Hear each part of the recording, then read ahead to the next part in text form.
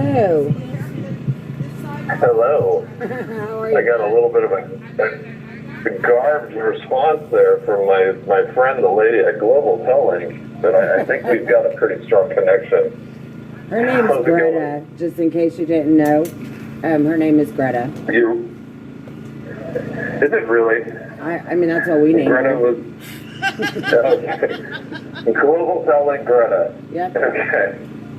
Yeah.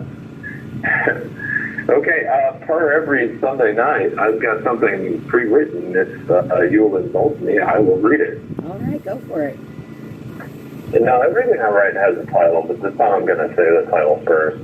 I don't always say the title. The title of this one is called Born on the 6th of January.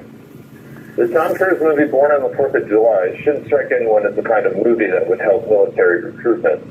The main character returns from his service in Vietnam to experience the worst of decadent 70s and 60s American society.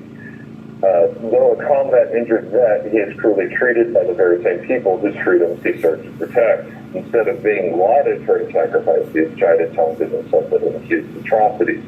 He is war-wounded and a societal outcast. Worse, he is a societal outcast because he's war-wounded. The life portrayed in the movie isn't a happy one. It shows how a materialistic and self-centered society lost its ability to process complicated issues with nuance or compassion. Soldiers were part of that class of disposable human beings who did the rough work of safeguarding the nation's freedoms, far away and out of sight or understanding of the nation's affluent and well-connected youth.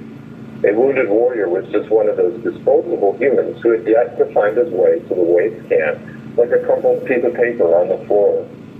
But that soldier meant more than that. His very existence was a painful reminder that life isn't all weed smoking and lava land. To look on him was to feel the rebuke of one's own lack of courage, masculinity, and self-sacrifice. Fight and die, or almost die, for an ungrateful nation that will treat you like trash.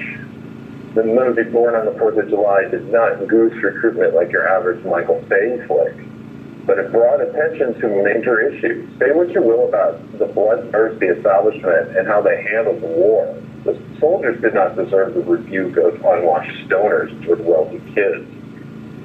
Thanks to the awareness raised by the movie, by the time 9/11 happened, we had already come to an unspoken agreement as a society. We can criticize the war all we want, but the soldiers who returned, especially the wounded, deserved respect and admiration. As a result of this attitude change, post 9/11, people wanted to serve.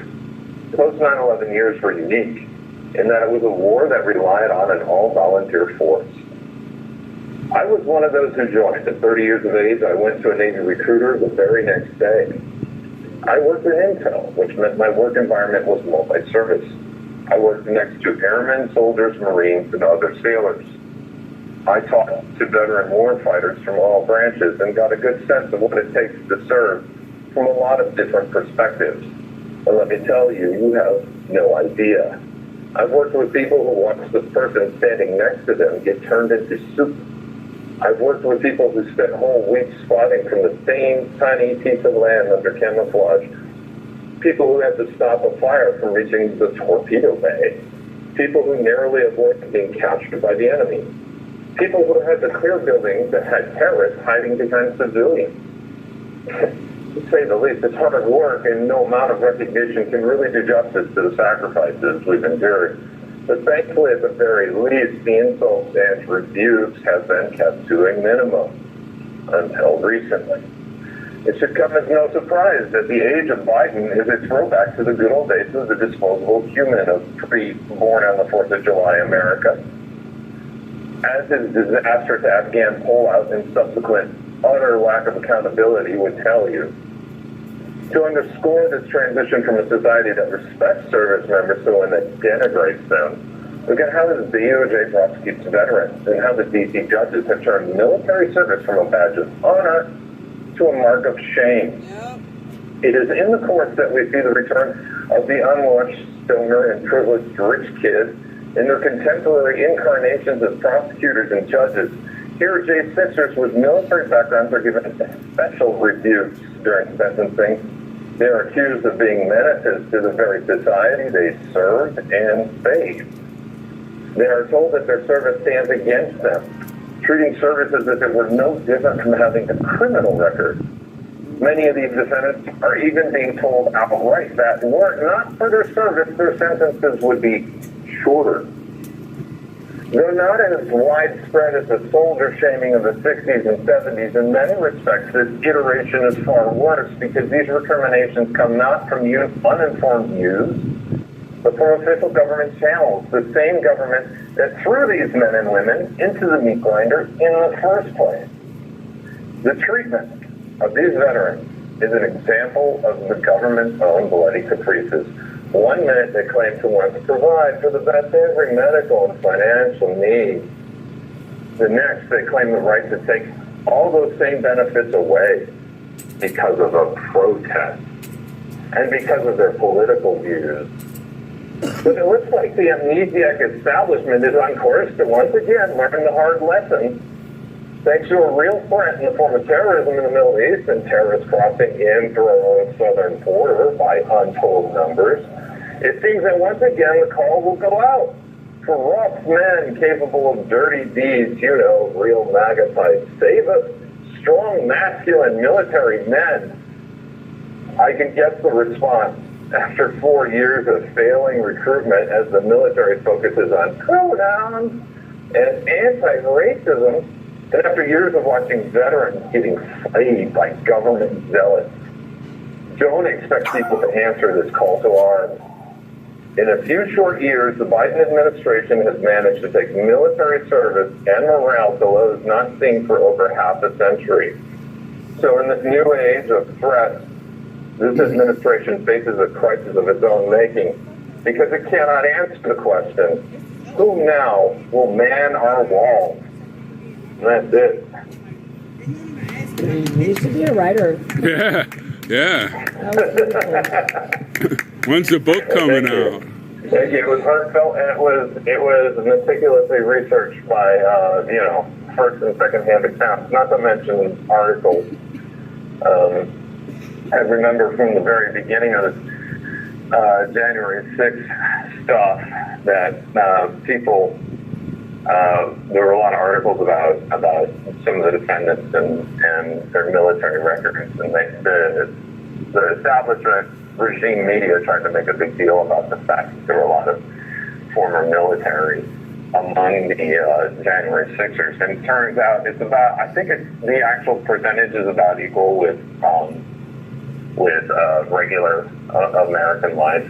I'm not 100% on that, but the idea was that they were trying to start this narrative that military men are scary and bad, and it's so familiar to that whole thing where some guy comes home from Vietnam and he's in a wheelchair, and then some kid who's never had to work a day in their life screams at him that he kills babies by bayoneting them.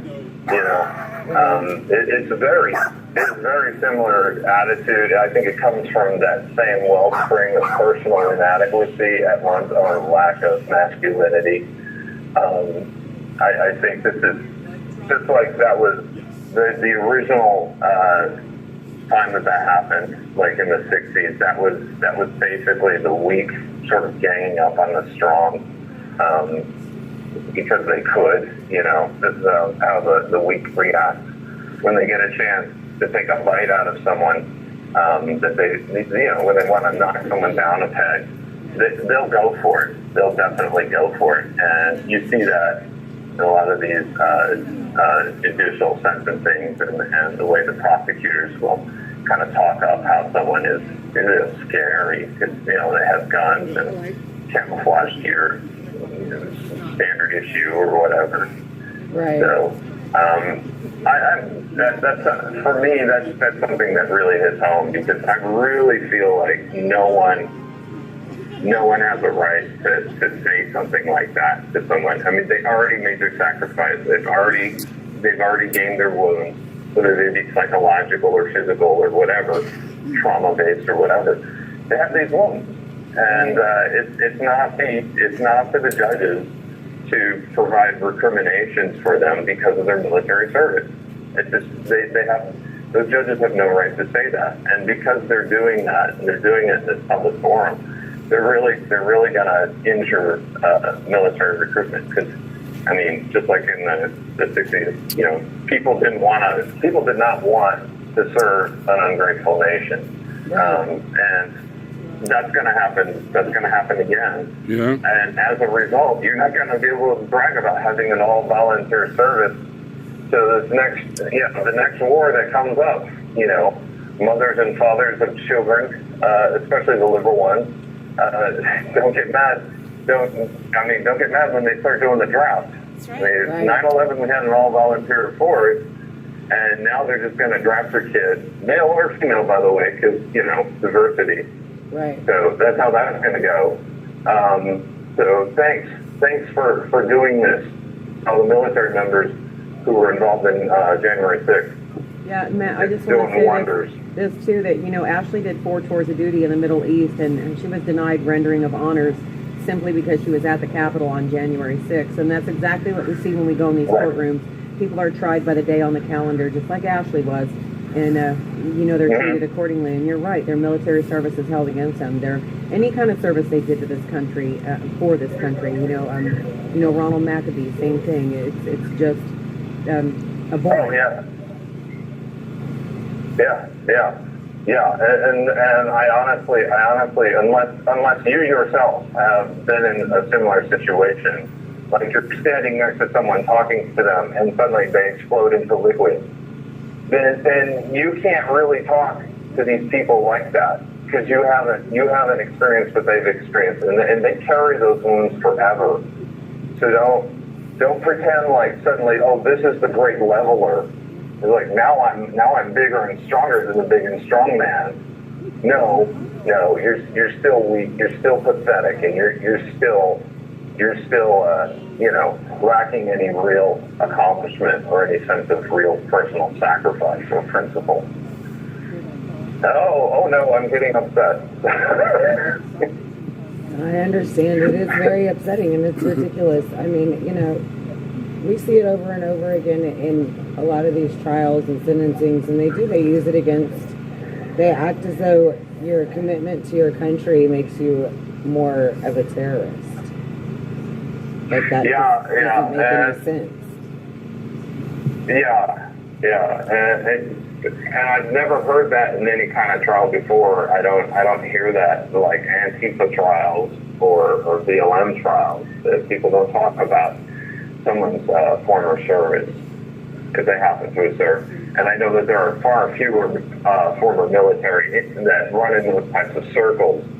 But I mean, statistically, there's got to be at least one. Right. Right. So I don't know. I think that instead of saying you're bad, especially because you served, maybe it's time for a little introspection on the other side. That's a horrible thing when you're dealing with leftists, is that they do not engage in any kind of introspection whatsoever. They never ask themselves that main question: are we the baddies? You need to. Everyone needs to ask themselves that question all the time. Like that's how you know. That's how you keep out of being the bad guy. Did you ask yourself, is this something a baddie would do? And it's very clear to me. You have 1 minute remaining. They're very hungry for power, and they see this as an opportunity to consolidate it, and they don't care how many people they hurt in the process. That is absolutely right. They don't care who they step on to get where they're going. They absolutely don't care who they step on to get where they're going. That's right. Yeah, They want money and power. All right, Matt. Well, before Greta gets us, I will let you go, but we will hear you at the anthem, and you should really think about writing a book of your own, because you're a very well-written man. All the way. It's easier to sound like good writing when you can say it like that. If you can say it out loud. Yeah. That's true, too. All right. All right, we'll hear It's a you in a little bit. performance aspect. All right, hear you. All right. Or see you, or be there. I'll be there. All right.